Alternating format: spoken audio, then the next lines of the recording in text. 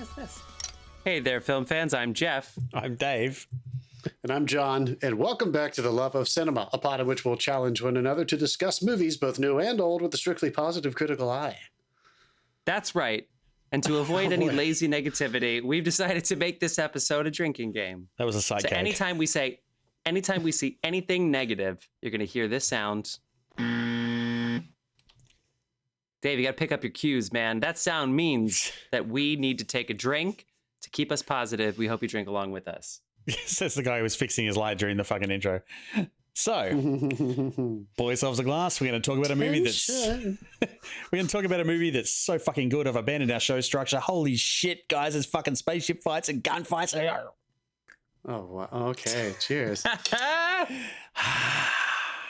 We're talking about Guardians of the Galaxy Volume 3 today. If you've been checking your episode notes, I got to ask you before we get started, guys, what do you think of animal testing? Well, that's what I think about animal testing. You know what? It's definitely not. It's definitely not hilarious. How good does the cologne smell at the end of it? How smooth and wrinkle-free will my face skin be after it, you know? I guess it's relative to that.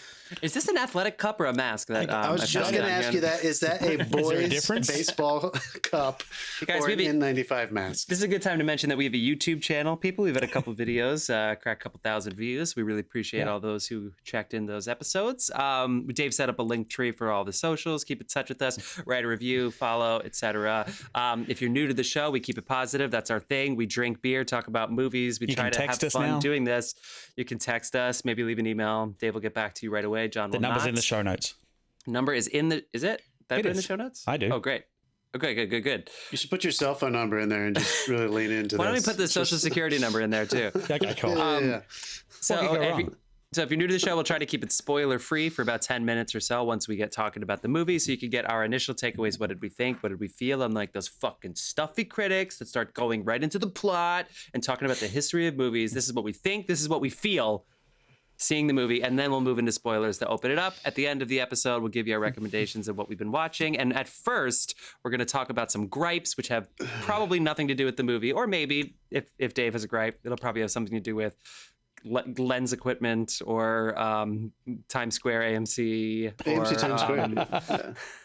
They're on his list. And that's it. John, who are our sponsors?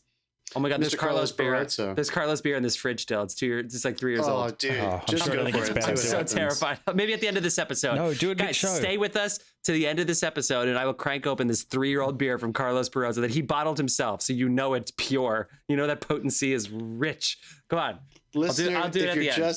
If you're joining us for the very first time, Carlos Barroso, that Jeff just referred to, is our personal beer sponsor and beer brewer. Sort of. cbarroso.beer. You can find, that's the handle. You can find him on the socials. Go follow, like that guy. Love that guy. He's a good gentleman and tasty brews. And we have some music on this episode. Perhaps you've already heard it. You'll hear more at the end. Every single episode has that music and is provided by the artist Dasein. That's Dasein, Dasein. You can find all their music for free, or not free, but you can find it on all the usual music platforms. Go ahead, stream, like, love, follow that man, and enjoy. All right, guys, I'm excited. All right, Guardians of the Galaxy Volume 3, $114 million domestic opening. Are we going to gripe? Are you going to, Jeff? What do you have to complain about? Oh no, we're gonna get to the gripes. All right. What do you guys ever gripe? Dave, do you have a gripe this week? I don't. Come on, guys! What the hell? Well, you guys are ruining this segment. I'll gripe something that's kind of newsy and it's kind of gripey and it's not. All right, here we go. Newsies, huh? Just hit me. I'd gripe it about newsies. There's a writer's strike happening right now, and I'm glad that some major news coverage has touched it. But I will just throw my hat into the ring here, my voice to this. We have talked about the exclusivity of analytics and all of the numbers the streamers have had for a very long time. Unfortunately, they are now having to deal with this head on. And I think we're all standing in solidarity with the WGA, but kind of thinking of them as the tip of the spear for how we're going to start these negotiations. Anyone who hasn't been reading or following much about this, the Directors Guild and SAG-AFTRA's contracts with the studios are up at the end of June. So it'll be very interesting to see if everyone stands together and forces a massive shift in the business, which curious to hear what you guys think. I think this is going to mean less shows, hopefully higher quality and better pay all around, but maybe less quantity overall. Yeah, that's my deal. And your gripe time is up. I heard an interesting take on that today, actually. Someone was saying that there are there's like the studios at the moment are looking to get out of contracts without having like an exit sort of from the contract with certain, I guess, producers, directors, whatever.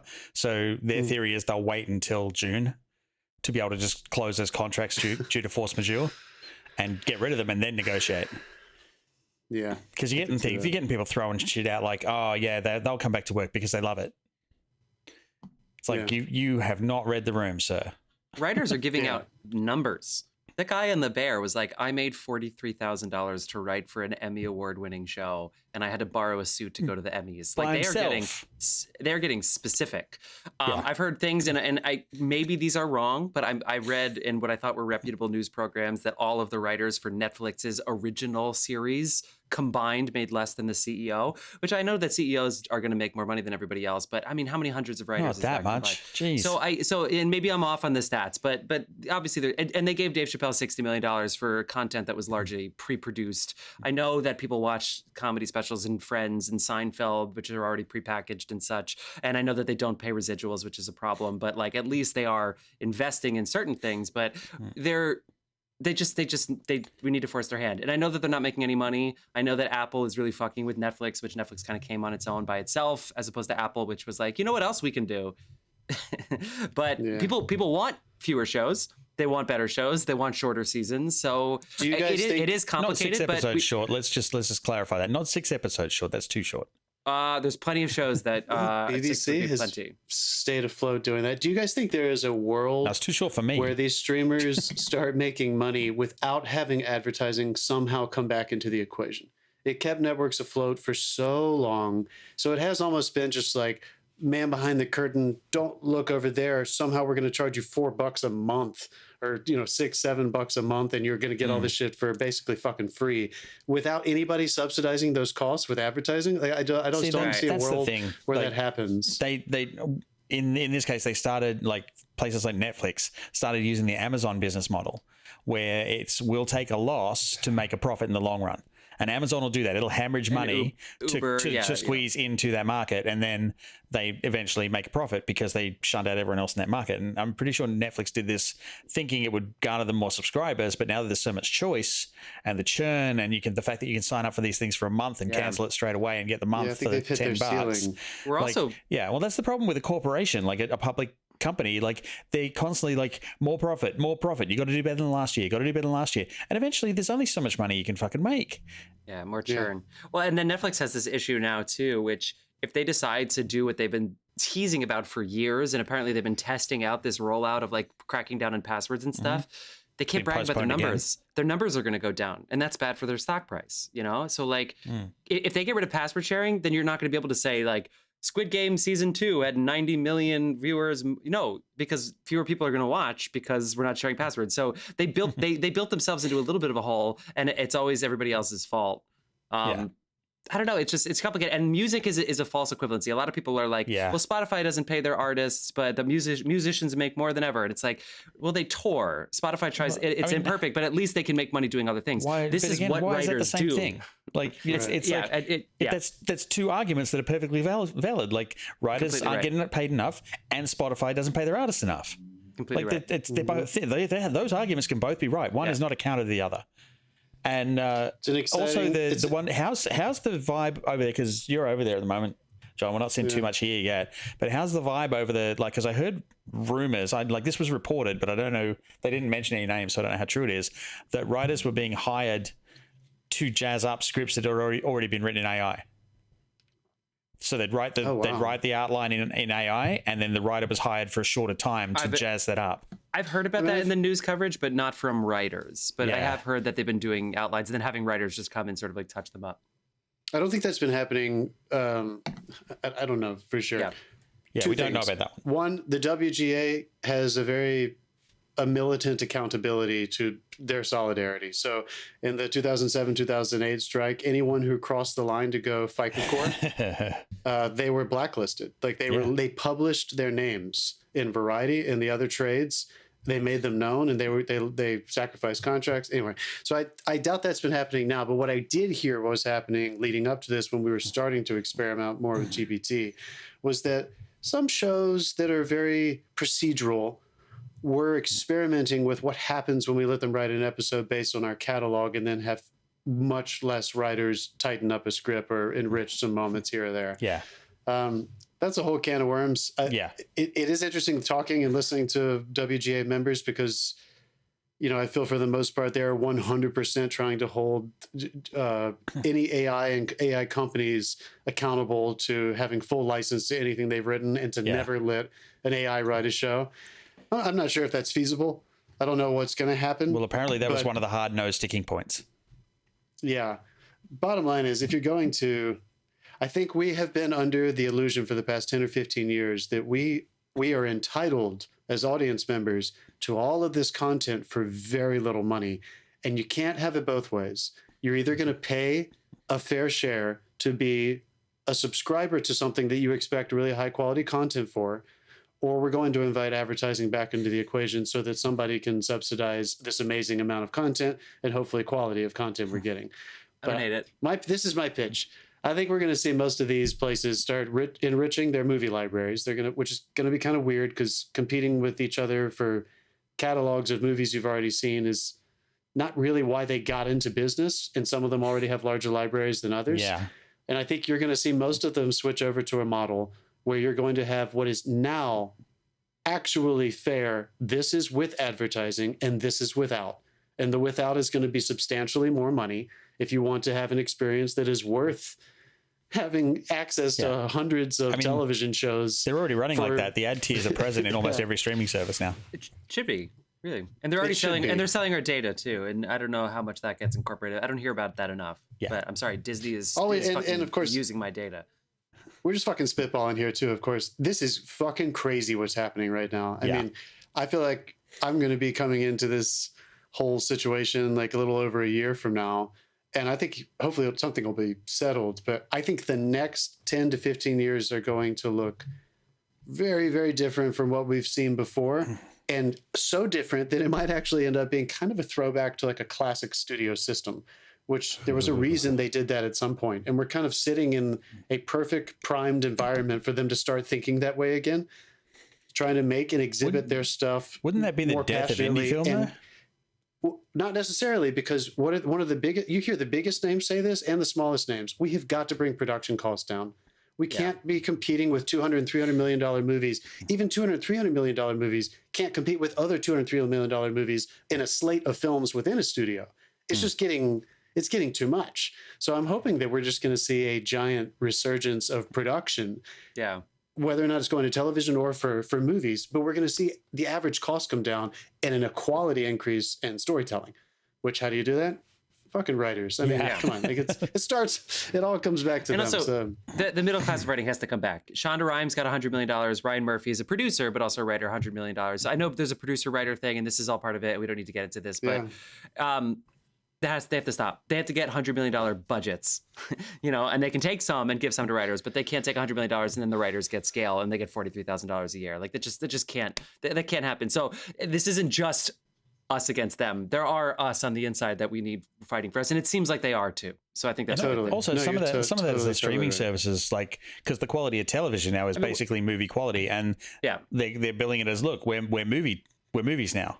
Like you can stay at home and watch this, and they're spending so much money on these recurring like productions that are literally cinema quality, and the visual effects are better than some, Marvel films we saw last year. Yeah. And that's not sustainable. Do you guys have any pitches, if we want to go around the horn? What non-scripted, unscripted television shows do you think are going to pop out of some of the... Because Cops came from this. I heard this on the Daily, right? That Cops came from a writer's strike. The Celebrity Apprentice came from a writer's strike. So did Dr. Horrible's sing-along blog. I'm like, if we get another fucking masked singer or lip sync shit, I'm going to lose my fucking mind. I think we're going to see some unscripted shows about... Oh, yeah. influencers. I think we're going to see more. I was thinking like a TikTok show of some kind. Dude, they're already making or those. Twitch. They're just going to live stream Twitch like it's the popular channels on certain. Oh yeah, that'll TBS. probably happen. Yeah. Yeah. Right now sports is hot, so like TBS, TNT, ABC, like they are not affected by the writer's strike outside of their morning shows and their evening shows. They'll start competing for esports. This summer, if they don't have a baseball game on, they should just fucking throw an esports competition on. Drone racing is the bomb, man. You ever watch drone racing? That is hilarious. Drone racing is hilarious. Yo, write that obstacle courses. Write the sci-fi script right now. A futuristic movie. Drone racing. It's basically Death Race 2000, but for drones. Yeah. Anyway, it's like Death Race 2000 meets the middle of Episode 1 Star Wars. Yeah. Jesus. All right. Anyway, we stand with way too long. We stand with the writers, people. It's important shit. Yes, all right. of course. And also, we should also remember, as this shit keeps coming out on schedule, eventually the schedule is going to get fucked. Eventually, people are going to be like, "Well, we're going to bump this a month because we don't have anything." That's already happening. Yeah, exactly. So it's important to talk about this kind of stuff. We're not getting Stranger Things for quite some time, people. Are they? Oh, anyway. Are they doing another one? Okay, let me do my gripe. Left. There's one season left. I thought it was wrapped and it was going to come out around Halloween, but I don't know. Who knows? No, not now. Jeff, your gripe. Okay, hit me. Okay, look, it's amazing what we've been able to do with GPS navigation systems. Google Maps, Waze, not Apple Maps. So I've crunched the numbers and I've thought a lot about this. And I've realized that GPS navigation needs to do two things and do them really well. It needs to get me exactly where I want to go really quickly. And it also needs to shut the fuck up and leave me the fuck alone. Do these people who actually use these apps... a transporter, dude. Do these people who use these apps, do they understand that like if a railroad crossing is coming up in 2 miles, I don't need to know about it? Oh no, a railroad crossing is coming up? I should call all the people that I'm coming to soon and let them know that my fucking song stopped because eventually there's going to be tracks, right? Every time it changes for, if it finds a faster route and it recalculates, do I need to know about that before I take the exit in 7 miles? Recalculating, we found a quicker route. This route has saved you 4 minutes. Stay on this road for 5 more miles. And then when I actually need it, when I get off at the exit and it splinters off into 7 different directions, then the Siri thing is talking to me like it's on fucking Quaaludes. Then it's like, now you are going to bear slight, and I'm like, and then I'm fucking out. Like, wait, and also it doesn't need to read the whole sign. Some signs have 10 different roads on them, and it's really fucking confusing. At that point, just Siri tell me where I need to go. Like Bill Cosby. Jesus Christ! I had to stop him. Come on. And every single one of us listens to a song or a podcast, and every single time the volume lowers, we're like, Jeff, you can turn the voice off, right? No, but then I don't know where to go once I get off at the exit. You know what I mean? It needs to do them both. It's got to get me there, and it needs to shut the fuck up. But part of getting there, it needs to talk to me. I'm not doing that where I'm just following the map and then I'm going to crash into the car or the median in front of me. No. I used to keep the voice on too, but I have turned it off. I am now. No, but I usually do. But then I get off and it's like, wait, this road goes in 3 directions. Where do I go? Right, left, like left, or like straight then left? Yeah. The funniest one was when GPS first came out, and I was in college in Adelaide in Australia, and they have this thing there called the Autobahn, which is basically goes from the city, you go down, the bus goes down onto a set of tracks, these extra wheels come out, and it just goes a fucking 100 miles an hour to the suburbs. And you ride these cement tracks, and there's all these no entry signs and shit. And when GPS first came out, the amount of fucking people that turned down that road because the GPS told them to, and they ended up, because it's two tracks like this, elevated in the air, and their car's in the middle of it, point with the nose down, like half jammed, because they followed the Jeep, just blindly followed the fucking GPS straight onto these Autobahn tracks. Another Australia. Don't you guys remember the anecdote of that couple that got stranded in the outback because they were following Apple Maps and then, of course, they lost service at some point, and they tried to sue Apple because the maps took them into the middle of nowhere. Yeah, that couple is fucking stupid. If they thought they were fucking trees disappeared. The trees disappeared. Where the fuck did you think you were going? Oh, the ocean's on the wrong side and the trees are gone. Fuck. This is the Office episode where he drives the car into the water. My dad did that one day. When I was house hunting in Brisbane, and he was up helping me, and he took a left turn instead of a right turn. And there's 2 places, one north, one south of Brisbane, called the Sunshine Coast and the Gold Coast. And I've fallen asleep. I'm buggered. I woke up and I've looked out the window. I'm like, the ocean's on the wrong fucking side. What's going on? We drove an hour and a half up that road towards the wrong fucking coast. I've never let him live it down. Aw. All right. Ocean on the wrong side. Dave, all right, we should talk about this movie. The timestamp on our screen has been stuck at 2 minutes and 14 seconds, so I really hope it's still recording. It looks like it is. Yeah, but... no, that's a separate system. The one that I'm looking at says 20 minutes. Well, I'm very happy to hear that. Okay, cool. Also, copying and pasting doesn't work on my computer. I hate you. Minutes. It's a brand new fucking. Speaking of Apple, I kid made my laptop because I cannot copy and paste anything. It's pissing me off. Okay, are you ready to? Hey, dicks. Okay, you ready to talk about Guardians Volume 3? No, it's fucking awesome. Oh, sorry. Writer-director James Gunn is back.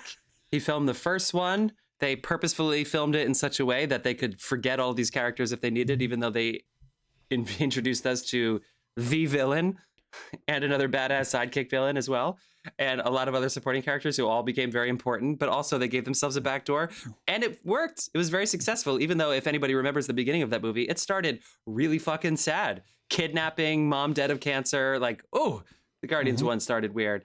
Guardians 2 got a little crazy. There were 13 credited writers on that. James Gunn was fired. He left. He went to DC, created almost better content. Shout out to the Peacemaker series, which was years later. Comes back. He is the only writing credit on this. Sorry, writers. So James Gunn, writer-director, back, Volume 3. This is a very clear send-off. Or so... Nope, we'll talk about that later. And Dave's our resident expert. You've been doing your Marvel rewatch. Dave, how's your Marvel rewatch been going? Is this great. part of your canon? This is when I get to it. Yeah, I'm up to. I think I'm up to Doctor Strange 2. So I'm getting close. Oh, yeah, I know. Do I watch it again or do I skip it? It's like... You gotta watch it again. You gotta stay true to it. Okay, so anyway, the needle drops are back. They definitely paid way too much money for Creep. If I know anything about Radiohead, I know they fucking hate Creep. At least he didn't steal it. Everyone's doing that apparently at the moment. Well, they can't get away with stealing yet. This movie made $340 million. The needle drops are there. The team is back. They decided they don't need to have as much fun. They can be sad again. They can like really give you some stakes. And that's what they did. I'm going to read the IMDb description, then I'm going to kick it off to you so you can tell me what you thought, what you feel at Guardians of the Galaxy Volume 3, the quote-unquote send-off of these motherfuckers. Still reeling from the loss of Gamora, Peter Quill rallies his team to defend the universe and one of their own. A mission that could mean the end of the Guardians, if not successful. Or if successful, I might add. I mean, we all knew that was Friends. Also, I don't know if Peter Quill really rallied his team, but I guess, friends, I'm going to kick it to you. What did you think? What did you feel? Guardians of the Galaxy Volume 3. Initial take. Let it rip, Dave. Dave, go to town. I mean, did you miss the intro? Fucking hell. No, this was great. This was exactly how I wanted this to end. I'm not going to talk about how it ends till we get to spoilers, obviously. But this was like, I mean, there's been talk about how much of a thread some of these characters had, like the Gamora thread, the Nebula thread in particular. She had a huge character arc through about 5 movies. The whole Rocket story that, you know, we needed to wrap up with him. A lot of these were about Rocket. He sort of became like the unofficial protagonist about in the middle of the trilogy. It was all about him. And Groot. It's like, what's he going to do this fucking movie? But yeah, the stakes were high. The villain was awesome. I love that guy. He's actually the one of the members of the team in Peacemaker. He is, and he's a theater actor in a theater. Yeah. He's a theater that's on. Get the theater actors in, dude. They're fucking awesome. This guy rocked it. Is he British? He did some weird shit. Chikwudi Iwuji. Yeah. He's got to be British, right? Nigerian, moved to Ethiopia, and then school in England. And then he went to Yale for economics, enjoying their acting in... Yep. So all over the place. England, Yale. You can tell them what their profit line is doing. Can he? Yeah. No, I love this. It was a blast. I mean, it started off... I was like, how are they going to start? Because all of them kind of have a big, granted, Guardians 1 leads you into the story, but as soon as you get past like young Peter, it like picks up into the, like, it's like we're in fucking space now, let's go. The second one, the huge dance number, was just hilarious. This one is a very somber beginning. And did you guys watch the Christmas special? I did. Yeah. So that kind of leads into where they all are at this point. And I thought that was Christmas special. James Gunn did a holiday Christmas special with Guardians of the Galaxy. It's a bit of his own way of taking the piss out of the Star Wars Christmas special that nobody dares speak its name. Drax and Mantis essentially single-handedly kidnapped actual Kevin Bacon as a Christmas present to Chris Pratt. Yeah.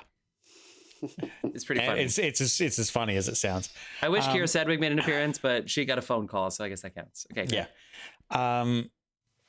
Yeah. I just thought this was a really nice, and without spoiling anything, I will say, like, in Avengers Endgame, right? They went for the big victory lap, and it was like everything was huge, and they went back to this and remember this, bring this back, and that sort of thing. And the temptation is always there to do it. This doesn't. It stays on track. It's very grounded. It follows through with the themes that the second one and the first one set up, and it answers a lot of questions before we say goodbye to this team, I guess, because that's the last time that James Gunn is doing it.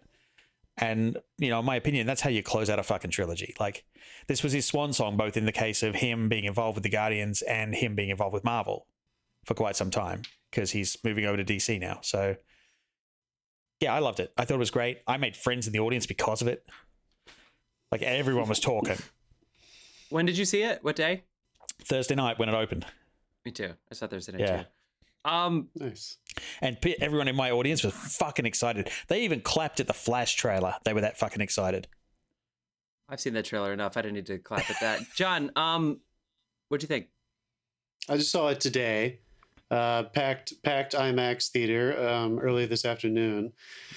And I definitely felt like I was surrounded by a bunch of people who felt the exact same way that you did, Dave. So I think I'm prepared to say, as somebody who, like, I didn't watch the Christmas special. Yeah. As anyone who's listened to I have watched the movies that we've talked about on this show, and I haven't watched anything else. So if you're kind of like me and your foot's you're not all the way both feet in the water anymore. You still kind of dip your feet in, your toes in when maybe a movie comes out, but you don't really stay up to date. I had kind of forgotten some stuff. So I'm not gonna lie, I felt a little disconnected from the storyline initially, and I had forgotten that Gamora, I don't remember how she lost her.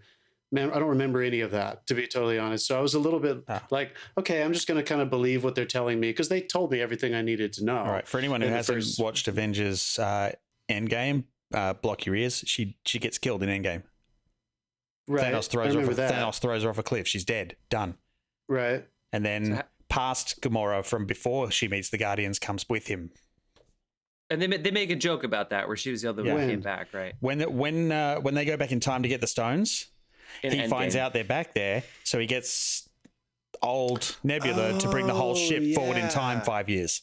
So she never experienced that. Gamora has never experienced any of the Guardian stuff. She's still at the place she was at 5 years ago. Yeah, I knew it was something like that. Yeah. Like, so I vaguely remembered it, but I didn't remember the details.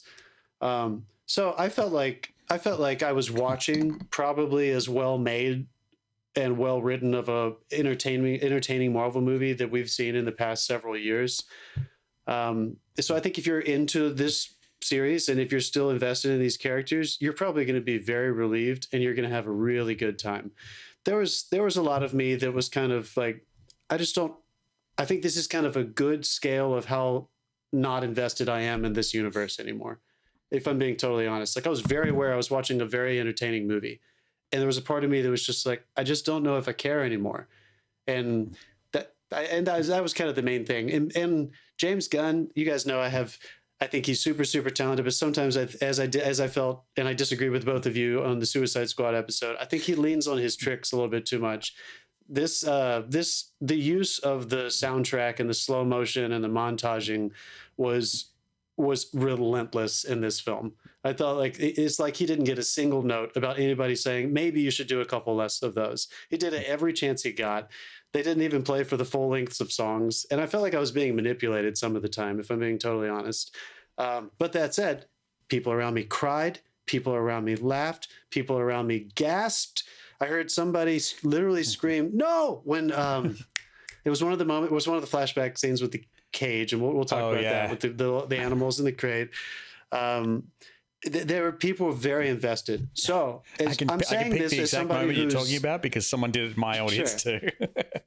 I'm saying this as someone who, I'm not objectively saying James Gunn is fucking talented. I loved some of his comedy. There is some fantastic old school trauma stuff that made its way into this film. When she lets the ugly one out and it's like, thank you. Yeah. I started laughing. I mean, I laughed really hard a few times. Some of the song things did really work for me. And I can't get those songs out of my head, and fucking gorgeous images. The fight scene that we'll talk about through the end when they go and, the oneer, incredible. Dude, the filmmaking is, from a logistics standpoint, I'm still trying to fucking figure out how they did that. Sure. Yeah. We're going to talk about it. It's off the charts. So I'm just speaking, if you're someone like me, listener, who's not really invested in this anymore, I don't know if you're going to enjoy seeing this movie as much as the people around you who are still all the way in it. And I think, Dave saying that, me saying this, I think it's just a good place of, if you're still going for it and watching the TV shows, I think this is probably the send-off you were looking for. If you're like me and you thought maybe you were done at Endgame, I don't know if you need to go see this movie, but if you're willing to, you're going to be blown away by the entertainment value and the spectacle and the design of this incredibly well-made film. I think he did a really good job for his last film at Marvel, and I know everybody's pumped as fuck to see what he does at DC. I'm nervous, to be honest. It's either going to work or it's going to fail spectacularly. And I think they're going to be like James Gunn movies. They're going to be like Suicide Squad. I couldn't really tell much of the difference. As long as he tells them, as long as he tells them to fuck off, because they like to meddle. Yeah, you're right. But surely they realize we hired you because we're not doing very well. So hopefully they have faith in him, because clearly he knows how to get everybody. If I could put, Jeff and I took this class in college. And one of the things that you had to do when you're performing a song, when you're kind of doing your more cerebral breakdown analysis of how you approach the song, acting through the song, is you have to write a single sentence that is like, or just a few words of like your essential approach. Like, what are you essentially trying to get across? What are you trying to make them feel? What are you trying to do? And I feel like this one, if I had to say it, opening and closing with the music and the dancing, I heard James Gunn and the entire cast of Guardians of the Galaxy saying, "Isn't this fun?" Yeah. That's more than anything else. Even though the somber beginning, it is kind of sad at the beginning, I still felt like their overall message wasn't this a fun ride? All of these movies, all three of these coming with us. I hope you had fun. Let's dance it out. And I feel like that was what they sent us away with. I think he knew this was the Return of the King, which is why it's too long. It's 2.5 hours. The first movie's 2 hours. It's very long. It felt long, and I was in the theaters. At home, it's gonna feel long with an audience that was loving it. Yeah, which I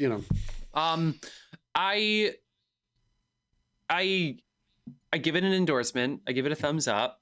And like if this is just to continue the Return of the King comparison, I don't have any reason to rewatch it ever again in my life. But I'm happy that I saw this here, and based on the ending, we'll see, if we ever see these people. I have no idea what's coming up with Marvel. Return of the King is in theaters right now, by the way, folks. If anybody wants to go see because it's the 20th anniversary. Sorry, keep going. There's something else. There's something else that I saw that was doing an anniversary, and I was like, is it E.T. or something? Last week. Jedi. Jedi. I wish I rewatched Jedi in theaters, because rewatching it at home. Instead, we went and saw Guardians of the Galaxy on Star Wars Day. Jedi's not great. You're right. We also had May the 4th be with you. Anyway, yeah, James Gunn is now the only credited writer here, as opposed to 13 for 2. And I didn't know anything about Celestials, so that the turn into like Peter Quill's dad being God was like really it made me fucking nuts. I was like, this is so stupid. But again, I didn't know anything about the Celestials, so I take that on me. I think you guys are finding. Wait, what are you talking about? Oh, and number 2. Yeah, I had no idea what was happening. Okay. I was like, what is happening? On a scale of 1 to 10, how much weed did you had before you saw these movies? No, wait, I think I was pretty stoned for that one. And I fucking love, it's always great to see Snake Plissken. Yeah. Back in the world, give me. I wasn't, but I felt like I was when Baby Groot, which I still don't even understand why it's baby versus grown or whatever. Like Groot, I don't understand, but I don't care. I'm glad it's a supporting character. I wish Ted Lasso took note and just let their supporting characters be supporting characters. Because if Groot was the main character, I'd be like, this is stupid. But if it's a supporting character, I'm good. I'm teasing what I'm going to talk about at the end of this episode. I love the opening of the second one so much, where Baby Groot puts the headphones on, and then it's Mr. Blue Skies during that sequence. That worked. To me, that is like the best moment of Guardians. Sorry to everybody else. I know there's a lot of great shit in Guardians, but that was perfect because a lot of people would not argue with you. It's a really great moment. You know it, and I am very self-aware, and I admit this. I'm very tough on dialogue writing when it comes to these kinds of movies. So whenever they just throw backstory line with emotion, I just get mad. When I did this when I was younger, and now you call me this, and it's like, ugh, I just, it's not the way people talk, and I know it's a movie, but like the kind of stuff drives me crazy. I feel like in this one, the reason it works is because it's so obviously James Gunn's last time with these people. I don't care what happens to these people if we ever see them again. I don't care if I ever see John Wick again. Fucking Gandalf could call back for all I give a shit. People come back all the time, but I love that you could tell that. Leave me alone. You can tell. Jesus. You can tell that James Gunn wanted to have an emotional send-off for his family, and it's a family that we all grew to love. That they outdid themselves. They sort of came out of nowhere in Endgame at certain points, but like, totally. I'm glad that. The worst part, Wakanda Forever is a great movie, except for the Marvel part of it. And when we talked about that, right, and I know other people disagree with this, but even the Namor stuff, we could talk about that till the end of time. But like, as soon as you start throwing in, I forget her name. Dave, what's the name of the new character they tried to introduce and turn into a superhero? Ironheart one? Yeah, Ironheart. They just turned her in. I'm not to be picky about that movie, but I think it's an important parallel because all of a sudden her just becoming a Marvel character and it's like, no, this isn't your movie. Like, I'm sorry, like the backdoor pilot I'm all about, but do the Julia Louis-Dreyfus part, just stay off to the side. This is not your movie.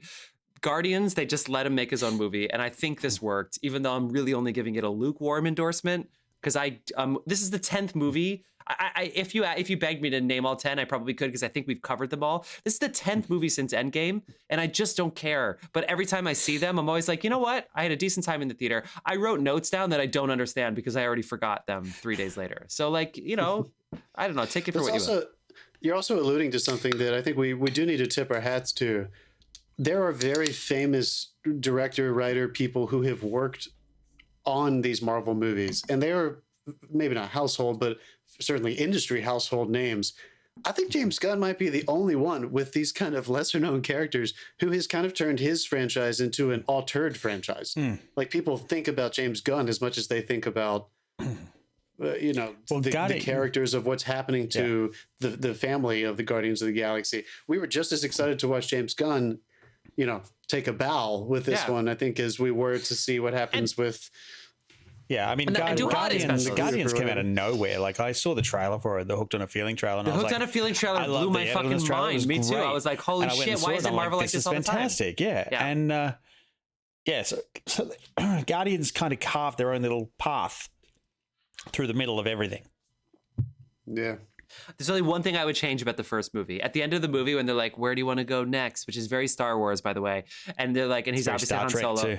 He's very Han Solo, very, I don't know, Star Trek. And they go, where do you want to go next? And he says something like... not knowing Star Trek. just a lot of episodes. Anyway, they said something like, you call me Star-Lord. They're like, where do you want to go next, Star-Lord? And I wish he said... Nah, you should just call me Kevin Bacon. I wish he just let him call it that, because come on, it's funny. And instead they let it be somber. But otherwise, I loved it. I love the way that two started. It got out of control for me. But I love these characters. The holiday special is exactly all I want. Just spending a couple minutes with these people trying to kidnap Kevin Bacon was plenty for me. That's all, really, like, it was what great. What a good sport he was too. Yeah, in his own quote unquote his own home. Yeah. Drax doesn't understand anything. Mantis, the way she talks, Mantis is my favorite character in Guardians now, and she got an inflated role in this movie. And I think that anyway, I keep making holiday movies. They're all fun characters, and you got to create a story for your movie. I feel like we're gonna we'll talk about that in a minute. I'm going to turn spoilers on because we've done our reviews. Let's get into when we can ruin the movie. So if you haven't seen Guardians of the Galaxy, for fuck's sake, stop this now. All right, we're on. Ruin away. Anyone? Okay, thanks everyone. I thought it was you, Dave. I thought you were stepping up. I wanted to ask you guys. There were a few times that I felt like some rules were broken, if I remembered correctly from previous Guardians and Marvel movies. Groot's rules were broken several times, weren't they? Like, I kind of thought we were going to oh no, when he got exploded at the beginning and he was just a little thing with the head, or like the crustacean Groot. And the next time we saw him, he was totally regrown again. And I feel like the last time they did that, it took him a while to regrow. He's getting better. That's a different Groot. What? The Groot that from Guardians 1 died. The plant that they took was a seedling, and it grew into a different Groot. And that one, because it's now like an adult Groot, can replace its limbs and everything. All right, that's for the Marvel family. That's the fucking stupidest thing I've ever heard. I'm sorry. Yeah, sure. Wow. This, I think my only, and we've kind of talked about this before, but this was the epitome. This was the quintessential of the serialization that's happening with this movie franchise of the Marvel world. I really didn't understand why we were watching any of this movie, because they're no longer attached to an anthological supremacy that the entire universe is working toward again, the way they did for the first 22. You know, I know we talked about it. I know you said they introduced someone in Ant-Man. In Ant-Man and we might not Loki. see him again, will we? No, we might will. Not see him again. Are you sure? Yeah, absolutely. They've doubled down and did said they get him out of jail? No, it's a lot has come out about that since. Okay. Yeah. Of course, I'm just joking. I hope everything's okay there. But so I know we introduced that villain, and I know that maybe there's going to have something to do with that I don't know or really care about, since that was the first time I saw him and I didn't see Loki. But because of that, this did feel like you'd actually love his performance in Loki. You'd love the choices he makes. Sure. Yeah. And I've heard the show's good. I've heard the show's pretty good. Just watch the last episode. Yeah. I guess I just feel like this is the perfect example of if it's so detached and it's so its own thing that you now have seen, probably this is the best we can do if you no longer feel like these movies are for people who aren't obsessed with these superhero characters. And I guess part of me was kind of like, when I walked out of the theater, I think I told me, I was like, I'm never watching one of these movies again. Like, I think this movie just taught me. It's the exact opposite feeling I had when I was watching some of the first 22. I was still a little skeptical. Yeah. And I would go in and I would think, like, they made me somehow give a shit about a character that I don't really know or care about. And part of it was just this big overarching story that, you know, I was really fascinated by how they were moving together and moving toward this end game, you know, that was very well alluded to throughout a very long stretch. I can tell you, sure. Straight up, I agree with you wholeheartedly. At the end of Endgame, I was like, okay, cool, that's it. We came out, we've done the victory lap, we're done. And then they released a whole other movies. They're like, this is the next phase. And I'm like, we're doing this again? Like, that was my first thought. I was like, I need a rest. I'm done. Like, that was exhausting. Yeah. And they didn't give it to us, and they just kept going. And then, of course, they went backwards with Black Widow. Well, they waffled back in time. literally. But they waffled around and didn't introduce any. Both my hands are in frame right now. That wasn't me. But they didn't introduce the new, like, big bad. They kind of, like, danced around it for an entire phase. Like the Kang the Conqueror thing. And let me ask you two questions. We haven't seen much of it yet. Like, we've seen one. Yeah, do you think they're, because they waited a while to introduce, to literally in that post-credits moment introduce Thanos, who didn't really even, you know, it wasn't Josh Brolin yet. It was just that profile shot. What movie was that in, Dave? You just rewatched them. That was in the Avengers. They introduced him in We're Avengers. already several movies in before they ever really spoke about it, but they did some really creative ways where we kind of got the feeling that we were moving to something inevitable. Oh wait, no, they introduced him before these characters. They introduced him before Avengers. Sorry, I can't remember what it was. I think it was one of the Thors. Okay, so I guess my big question, what I want to ask you guys, one, as fans or not so deep fans anymore of this series, but also just as we're movie podcast people, we're trying to, like, be constructive and talk and have deep conversations about these movies. It's making me think about what A.O. Scott was talking about when he said these aren't objectively bad movies. They're extremely fucking well made and entertaining. Yeah. Maybe the issue is that we can't really critique them anymore. We're having a similar conversation now that we've had about all these movies since Endgame, because they are so fixed inside of this giant serialized world of characters that could go on literally for infinity, just like the comic books did. I don't really know how to critique this movie. Yeah, unless you're there for the whole ride, you have there's pitfalls along the way and stuff. It was just making me wonder, like as an audience goer too, and I think that's where I really kind of just like I allowed myself to kind of put my paperweight on this for now. I'm sure I'll come back to them eventually, but in my head I was like, I don't think I'm getting anything more out of this. And as well made as this movie was, and I had a smile on my face for some of it. I scoffed at some of it, where I didn't really know what was happening. I was like, I don't know if I care about that. But ultimately, I felt like that was a really good Marvel movie, and I didn't get much out of it.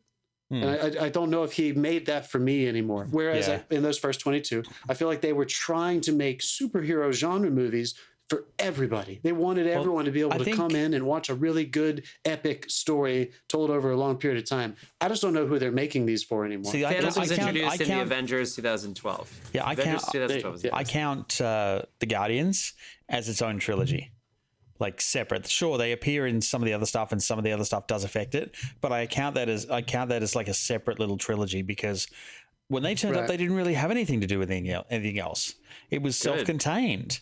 Yeah, and then even in the second one, they had nothing to do with it. Was totally self-contained in space. This one dealt with the repercussions and the fallout of like Endgame and a few other things, but still, they weren't like they mentioned a couple of characters, but this had nothing to do with anything else. It's its own little trilogy. So like lumping it in with the rest of the Marvel universe, be it good or we went fucking sideways, is probably not the right way to approach it. This is a self-contained trilogy. What I think it did well is it had a great villain. So back to all the Marvel movies, if you just look at this as a standalone, and I think that the best parts of this movie are the conclusion elements of it, the growth of all these characters. I'm going to keep pointing out Mantis and Drax, like obviously, and they were the Christmas special ones, and that was sort of the biggest lead into this. Chris Pratt kind of got screwed in this movie. Also, his drunk scene was really, I'm going to say, sorry, Chris Pratt. That was bad. He did a bad job. The drunk scene was a bit weird, yeah. He didn't do a good job. It just, but I know I always blame the creators. Look, give the actor another take. Sit there and if that's the take you're going to use, they could do reshoots. Be like, dude, this isn't good. Dude, I watched some things of Chris Pratt recently, and he's really humble. He's always sitting there, and he's like, I understand that all the roles I'm doing are roles that any actor can do. They just keep choosing me, and so what am I going to do? Say no? Yeah. I'm going to do the best I can. I feel like he's humble. I feel like he did a great job in Rocket's death fake out. Yeah. I like that there. He's great. Sure. I like him. I like him a lot. Yeah, he was we kind of wrapped him up in two. This was all about Rocket. Right. So let's talk about the Rocket past history Toy Story reveal. Yeah, did that work for you? It was basically when they went into the other yard in Toy Story.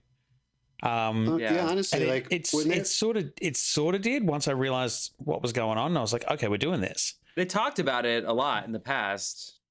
Yeah, he never really said what, like he said that he was experimented on, but like there's this whole subplot of him making friends and the friends all dying, and that's where he like in one he did that a lot. He was like.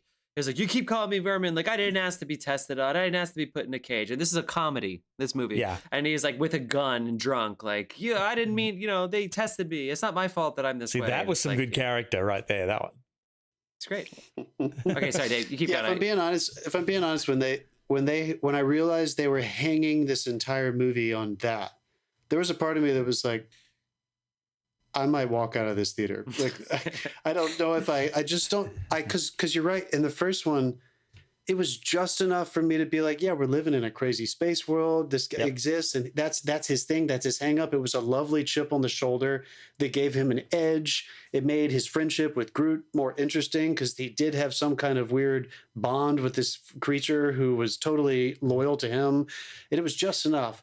And I don't know, I'm not, of course, testing on animals and the jokes we were making, of course, that's fucked up. But at the beginning of this movie, when I realized this whole thing is going to be kind of like, literally like, let's go save our friend.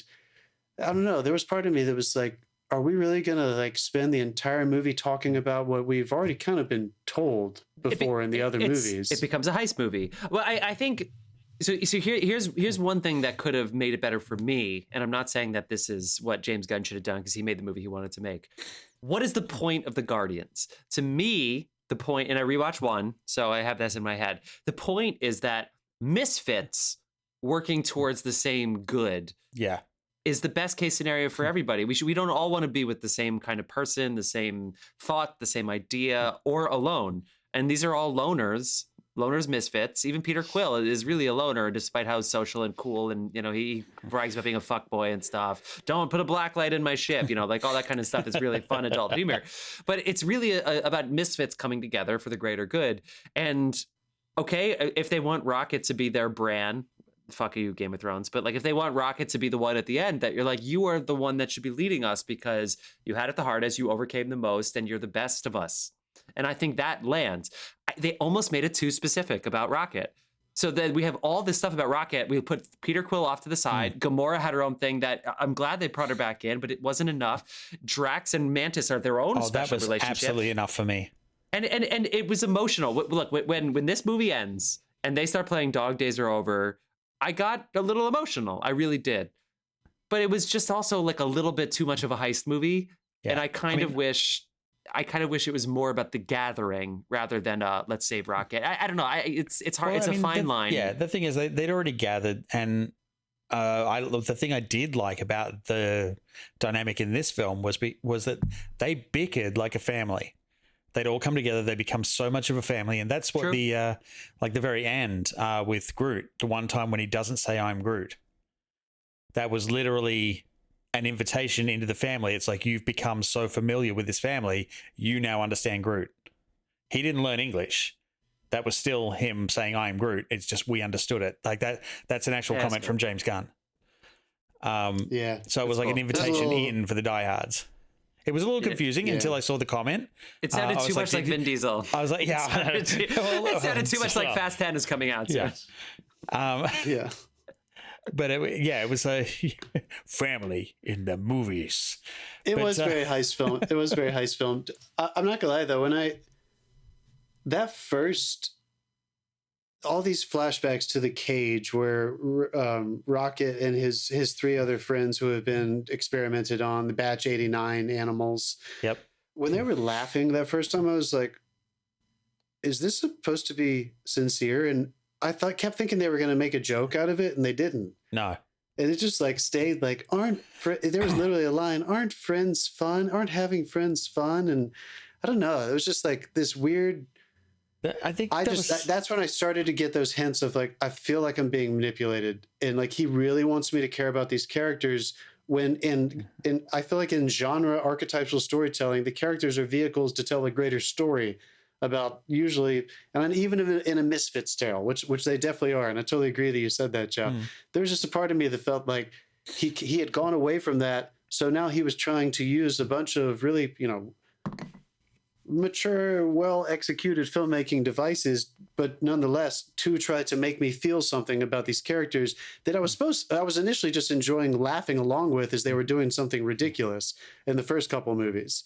The Guardians they're not Iron Man. I'm sorry, but they're not deep waters. No. Yeah. And I kind of felt like they did they forced the deep waters on me with Quill in number 2, and I don't think it worked for me. And this time I felt like they were forcing the deep waters on me with Rocket. And the family, like just the idea, like we're gonna get our friend back, and I don't know. I just felt like there were big sequence to sequence. There was always one thing in each sequence where I felt like he needs me to feel this, or his story doesn't work, which of course is always true. But the way they did that, it kind of started making me think too much about why I'm not in love with these characters. And again, if you're somebody who is, and I think there are plenty of people that just wanted to laugh about it, I think you're going to be okay with it. But I don't know. Yeah. I didn't want to interrupt your thoughts, so this is for 45 seconds ago. Sure. Somehow, even though he was dying, the stakes in this movie weren't high enough for me to deal with the rest of this movie. And I don't know if you guys agree with that, but there was just a part of me that was just like, I agree in part. You need to take your drink. Insulated. It's John, so insulated now. Dave, bring us back to positivity. Let's go. I agree in part, but also at the point where they are playing those games and they say they're dropping the lines about aren't friends fun, those creatures that they've modified are essentially children. So he shot it entirely from a children's perspective. Like it's written from a child's perspective. So they act like children. They react like children. We're watching children. What else? Yeah. What else did you like about this? What else stood out? Dude, when he dropped the when he went back to rescue the animals. And the rescue was great. It was a change. It was a total change, right? So we had the heist movie, and then it became I forgot a shoot 'em up. I don't know. I forgot that fucking head can fly. But when he went back for and he saw the thing and he realized that he is a raccoon. Nowhere? And then he's like, yeah, my name's Rocket Raccoon. And dude, the roof came off my theater because they've been waiting for him to say that for the 3 movies or 5 movies or whatever. Things like that. It was on an opening night. It was great, but that was something for the diehard fans. That's something that probably drifted straight by anyone who doesn't know the comics and the mythology. And I don't know the Guardian stuff that well either. So maybe I remember certainly him being upset every time somebody called him a raccoon or another animal. So yeah, I mean, to be honest, that was another one of those moments where I was like, stop, James Gunn. Dude, you are manipulating all of us now. The flashbacks are that one was definitely manipulating the fans. Relentless, dude. I know what you're doing. I did enjoy the one, where he tore up the guy, and then you finally saw the reveal, and he was wearing the mask. Yep. I thought that was a fun plot it's a different element. kind of facelift that I'm used to. Yeah. I don't. What did you guys think about the whole giant the orgoscope sequence and the orgoscope set piece in general, and Nathan Fillion being there for no reason at all, and just that whole part of it? Did you think that was necessary? Also, James Gunn's wife, Jennifer Holland, got screwed here. Come on, you got to give her a bigger part. She laughed on screen. I was like, James, come on, give her another role. I mean, Ratcatcher 2 was also in that.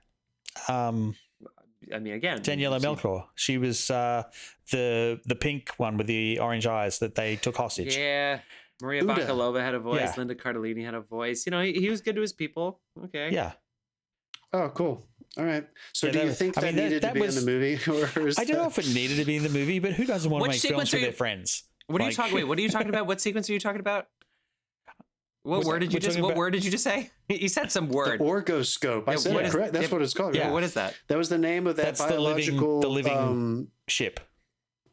Yeah, it was a ship. It was a center that the evil villain had also made, but it was where his ship. They kept the not his ship. The one they broke into to get Rocket's file. Where Nathan Fillion was there. Dressed as a crab. Suits. Oh, yeah. But I mean, you needed to do lobster. That. Come on, we needed to go a little Rogue One on this one. I like the anti-gravity thing because that goes back to the first movie. To be honest, that was the cameo section. I feel okay with that. I feel he took every fucking cameo he could possibly get and crammed it into the one section of the movie. Well, I feel like there's two things. It was either the movie is Rocket lives, or the movie is we need Rocket to live so that we can go kick some ass. And to me, I didn't really know what the movie was. I didn't know what the thing was that they were going for. So I just needed it to be successful. And I'm glad, and I'm gonna say Mantis and Drax 17 times in this episode. I don't give a fuck if I don't say anybody else ever. But I just needed them to have some fucking fun. They caught us. Let's do this. Let's pretend like this person's in love with you. Let's pretend like this. Get this person to shoot everybody else up for me. That's perfectly fun for me because I need them to get through this so we can get on with this fucking movie. And at least they can do it with a smile on their face. Even the Chris Pratt moment where it's like I knew she was into me. Like that worked for me. That was great. I was happy with that. That's Guardians. In that one sequence. Though, never have I ever wished more that they had the other version of Mantis who sees the multiverse, because there's one version of Mantis who can see the multiverse, and she's literally like, oh, this is the one where this happens, and then just leaves it cryptic. She can see every instance of everything all at once. That's another version. Yeah. It's a different. They used that in the Guardians of the Galaxy game, where Mantis could see the entire multiverse. John, you didn't play the game too? And her back chatter was hilarious. I feel like they could have had more fun, but I feel like because the game was doing it, they didn't do it, because I think that came out around the same time as she was introduced. Who talked about? Yeah, there were a lot of good jokes in that sequence. They were funny. Yeah, and that sequence was another kind of nutshell. Like, isn't this fun kind of thing? Yes. Like, I think they really wanted people. They put their clothes through the the shit. Like it's like yes, it's like let's fuck around a little bit. But like let's have some fun. Even in the cages. Like, sorry to say, like I wish they were funnier. I wish they fuck up and somehow win anyway. And again, good villain. We got to keep saying this. He was a good villain. He was amazing. Who talked about swimming? Somebody talked about swimming. Like one of us or a character? No, a character in this. Somebody sure talked you're not about confusing it with the Dune trailer? No, that's my fucking point. My point is that the Dune trailer is Timothée Chalamet teaching Zendaya how to swim. I can't believe we've had 2 years off from one of the biggest movies of 2 years ago, and Timothée Chalamet opens this with looking at sand and telling Zendaya, imagine that's water and you can swim in it. And me going, is this how this fucking trailer is going to start? We have a battle coming up. He's gonna fucking tame a sandworm, but teaching somebody how to swim is how we open the Dune trailer. And in this movie, not immediately, but somewhere after the cages and somewhere after the obelisks, they talk about learning how to swim. It's when they're on the final planet. They're talking about, because they jump out and they're in the water. I don't know. They're talking about like learning how to swim. And I just thought it was fun. No, they're not, dude. Yeah, I don't remember that. Yeah. I don't know what you're talking about. I wrote, my note was, again, this is what I'm talking about. My note is learn how to swim. I saw this movie like 3 days ago. You just thought of the Dune trailer in the middle of watching this movie. And you were like, okay, write that down. My note is learn how to swim. Fuck. Was it raining while you were in the theater? It's the analogy joke. Quill, you've been hopping from lily pad to lily pad. It's time to learn how to swim. Yeah. Yes. If only Timothée Chalamet taught him how to swim. That was sweet. I'll give it up. That was pretty good writing. I enjoyed that. And it's so Peter Quill, who they almost forgot was the lead of this movie. That was the most labored joke we've ever had in this show. Yeah, we got there. You make a fucking joke. That's all I do. What else? Let's talk about very quickly, just to say it wasn't that awesome. The that tunnel hallway, whatever we want to call it, sequence, yeah, that was really fun. Towards the end, folks, when they're like, let's go get them. I'm done running is Rocket's line, and they go in and open the door, and everybody's coming at him, and they have this amazing wonder shot. That was the best part of the movie, action wise, for me. Action sequences. It was like There's a lot of really cool ones. CG fight crazy. From Kingsman. That's what it reminded me of. It reminded me of Kingsman. Of course, the wonders. I really enjoyed.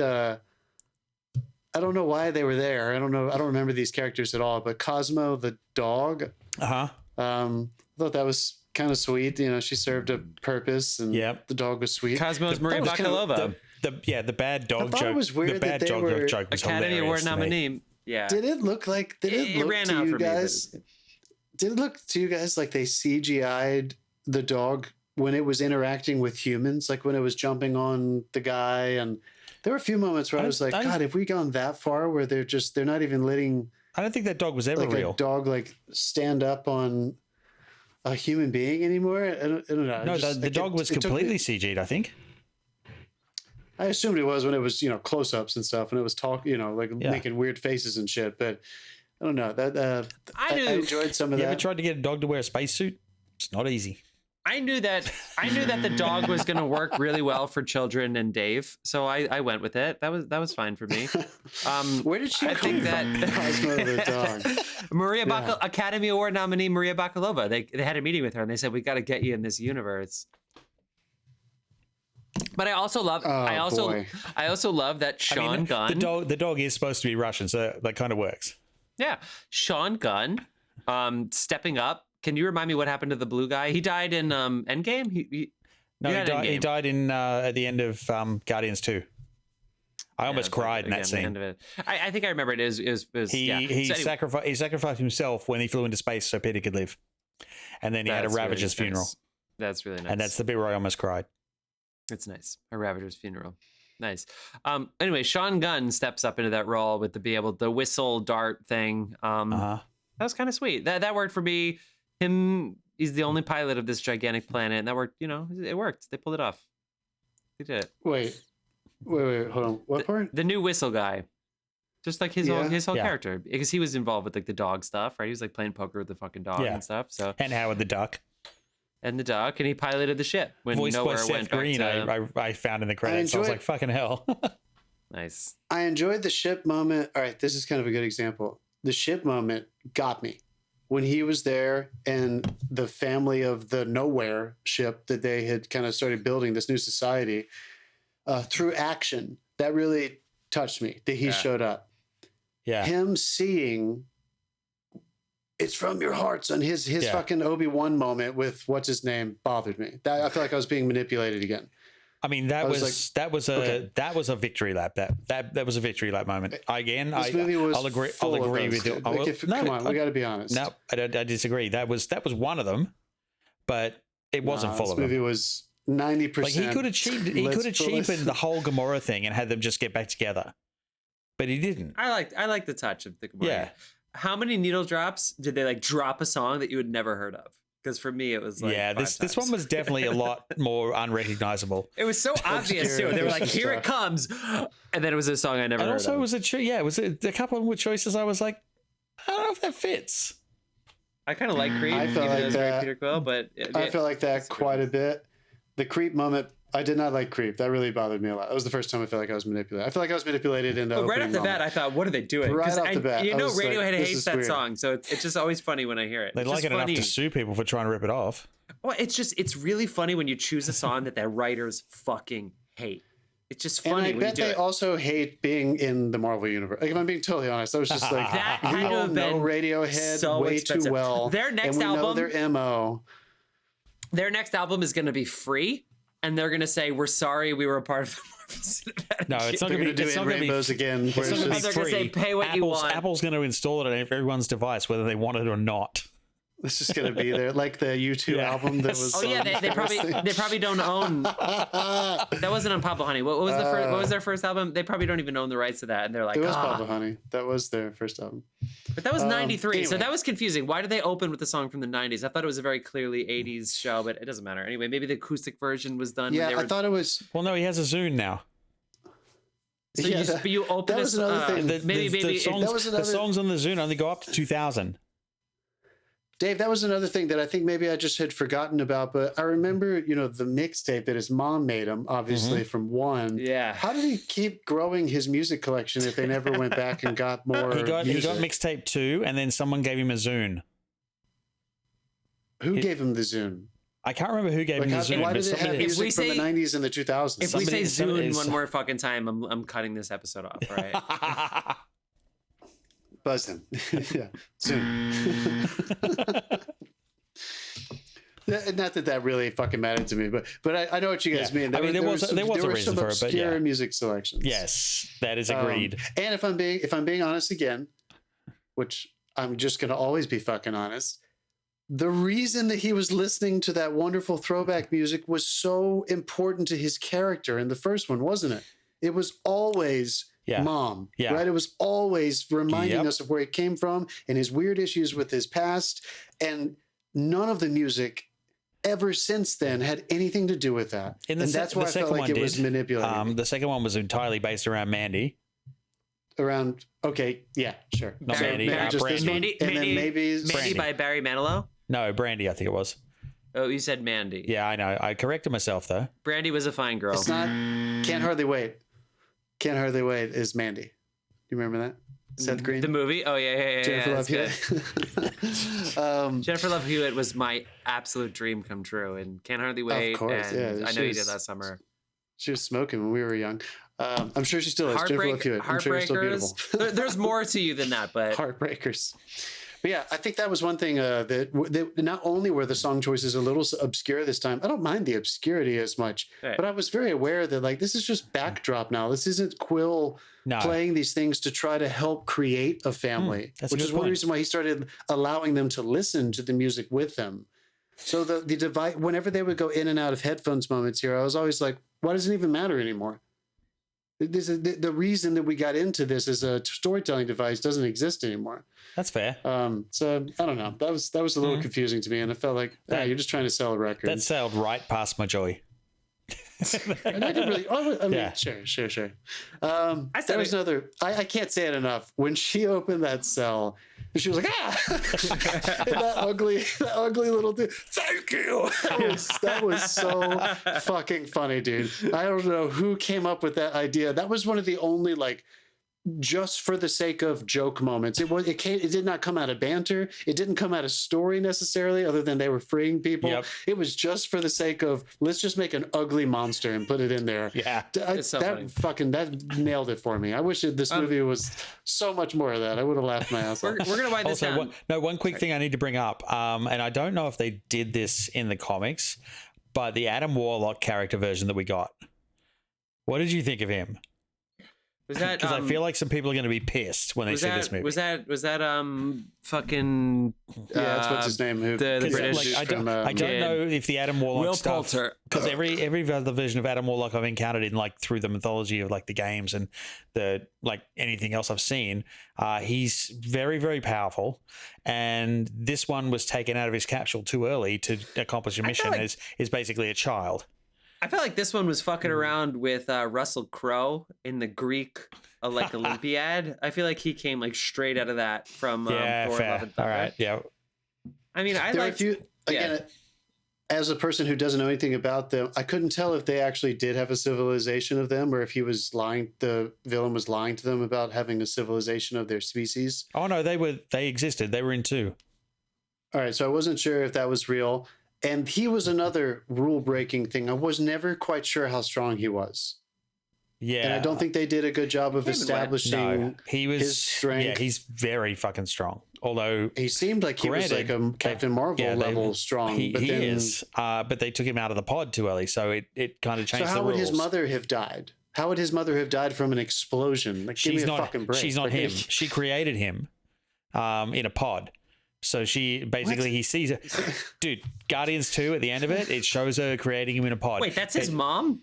No, it's not. It's like a sister. She provided some of the genetics for it, so he calls her mom. Elizabeth Debicki, aka Princess Diana, in the most recent season of The Crown. Yeah, no, Thank you. I was like, where do I know her from? They were not blood related as such. Her accent was fine, and then she had a couple lines where I was like, that is the exact accent you had for Princess Diana to a T. Also, this week's episode of The Crown was really strange, right? I don't know. Oh, is that what because of this? No, the coronation, you fuckers. Come on. I see. Yep. Give me a buzz. Get out of here. Get out of here. Did you see the clip that's running around on TikTok where some guy broke security? No, like he walks right past like one of the princesses, and she's like, "The fuck!" This guy was like trying to get to some store and broke through security. It's on TikTok. Yeah, he was trying. He stops and shows the security guard where he's trying to get to. So the security guard like grabs him and walks him down there, and the royal family standing around the corner. They're like, on "What the Saturday? fuck was that?" Yeah, dude, the hardware store is closed. All right, you got to get your drill bit somewhere else. Cool. I like this film. Right, I'm gonna wrap this up. I think you guys are gonna agree with what I'm about to say. Don't yuck Dave's yum. Dave loved this movie. Don't yuck his yum. If you're still a fan of this world and these characters in this universe, you're probably going to love this movie. I think 100%. I think it's rocking and rolling. If you're no longer a fan of these characters or this world, you're not. I don't think the quality of the movie will make you feel one way or the other. Do you agree with that? That is the best review we're going to get out of John on a Marvel movie. With good reason. With good reason. They're not for everyone. Which is, I guess I'm lamenting it a little bit. I guess there's a little bit of me that's sad. No, I think I'm done. I think I'm done, you guys. I thought I was done in phase 4. You did it. You made it. We made it through 10. Dave, we reviewed all 10 of these movies since Endgame. All 10. We started with Black Widow. We've done every single one of these. We've gone to the fucking theater and we've done them. How many is that? 30? I don't know if Morbius counts, but we've done them. Morbius does not count. Okay, well we've done all 10. I swear on my life. So we've done 30 plus. I feel like we've done it, you guys. Like, it's great. Well, we didn't review them all, but I'm still gonna say what I always say.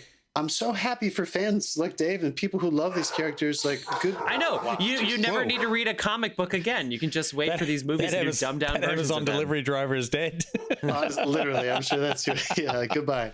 If you're a fan of this shit, like, I'm fucking jealous because you're getting top fucking quality production value out of all this shit. Like, it's incredible. Sure.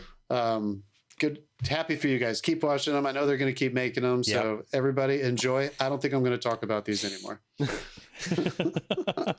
The Flash is coming out next week. What do you think, John? Yeah or nay? Not next week. Next month. Next month. I heard it's a really great superhero movie. Yeah, that's the word. That's what I'm just like, every time they say that, I'm like, shut the fuck up. That's why they're eating shit on Twitter and putting it out anyway. All right. I guess we're gonna see it. I guess we're gonna fucking talk about it, unless it's the same weekend as one of the other big. There's amazing movies coming out that we've talked about guys, before. I cannot wait for the Barbie Oppenheimer back to it's back. funny. I did the math today. Our 200th episode is the week Barbie comes out. Which one's gonna be 200? Both of them. Should we do it? Let's do a double. Let's do a double. David, no, we need our episodes. Because I want to see both those movies a lot. We're both Although, going. if you guys, it happened again. They have mixed that Oppenheimer trailer way too loud. Oh God, so much louder than everything else. The movies. Well, it's because the nuclear explosion is practical. It's insane, dude. It's insane. It's like, who fucking did that? I'm sure that. Anyway, yeah, that is so noisy. I'm gonna be line where they're like, "Wait, we can cut a hole in the atmosphere." That was actually about their set. It wasn't about the actual atom bomb. It was like, should we do this for a movie? Yeah. What do you mean the line? It's redlining. Just turn it up. Yeah. Yeah, I'm pumped as fuck for both of those movies. Barbie, bring it on. Oppenheimer, let's fucking go. Same audio engineer that mixed the beginning of John Wick. So we. Oh, come on. that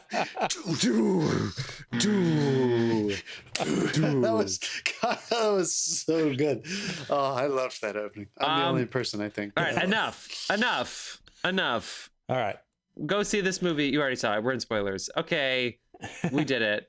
Good for us. We did it. We saw 10 Marvel movies in theaters since Endgame. Woo! I enjoyed at least one of them. No way. Wait, can you gush and buzz at the same time? No, you can't. We just learned that. Can you, Dave? What the fuck? Stop! Stop the gush.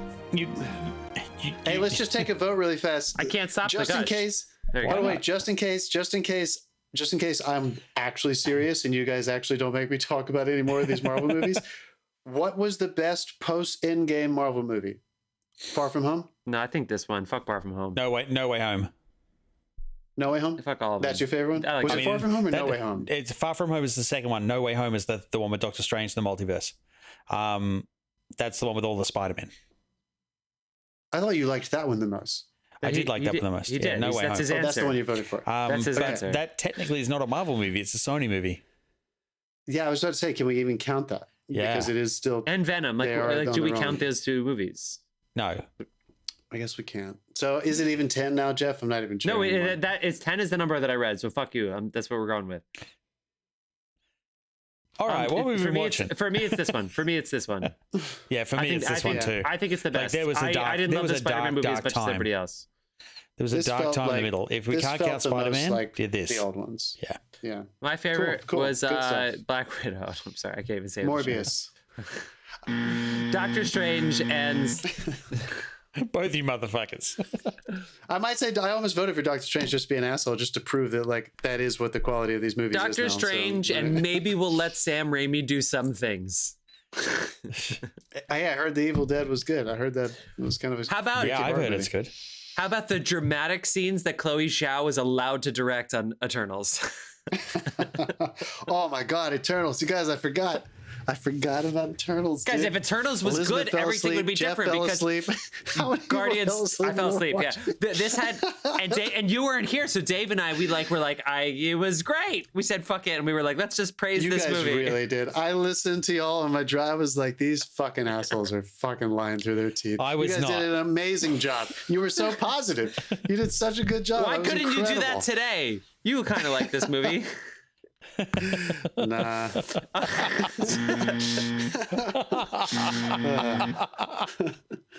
What have you guys? I rigged the buzzers up so they can fire multiple times, by the way. Fuck you, John. Guys, that sound means we've reached the end of our episode and we give you our recommendations of the week and what the segment that Dave has been trying to fire for 5 minutes. What you've been watching? Please stop. Yeah. Dave, we always like to start with you. You're rolling right now. What have you been watching? I found today, actually yesterday I found it, on Apple TV. They've just dropped the series Silo. How many fucking series? We just talked about the writer's strike, but holy, I saw that. I was like, another one? No, it's Silo. Like, it's Tim really Robbins, good. yeah. I've watched I'm sure it is. 2 episodes of it now. I stopped, and again, like, waited till my wife got home. I'm like, you got to see this. She watched it. We went straight into episode 2. We were going to watch episode 3, but it was too dark to watch in the daytime because we have a skylight and it was dark. You couldn't see anything. So yeah, it's color stuff, people.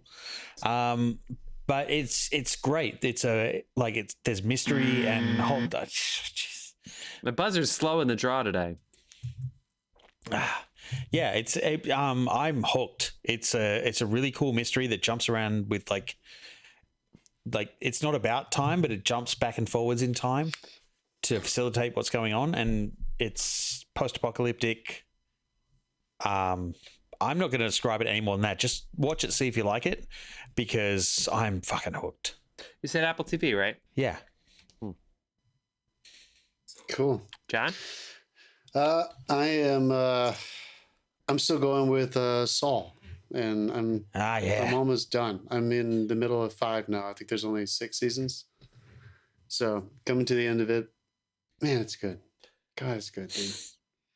How about you, Vince? I've been a busy week. I've seen a couple theater productions, seen a couple recitals, and I'm caught up. You fuckers are laughing in a weird way. I've seen. I'm caught up on Ted Lasso, which I'm not particularly thrilled about, and I mean, if you're going to include recitals in the what you've been watching segment, you're going to talk about the person you're looking through your telescope out the window at in your New York apartment as well. So, in my New York apartment, oh yeah, I look at my neighbor. What is that? What you're trying to say? Yes. Rear Window. Was that a Rear Window reference? Or? Yeah.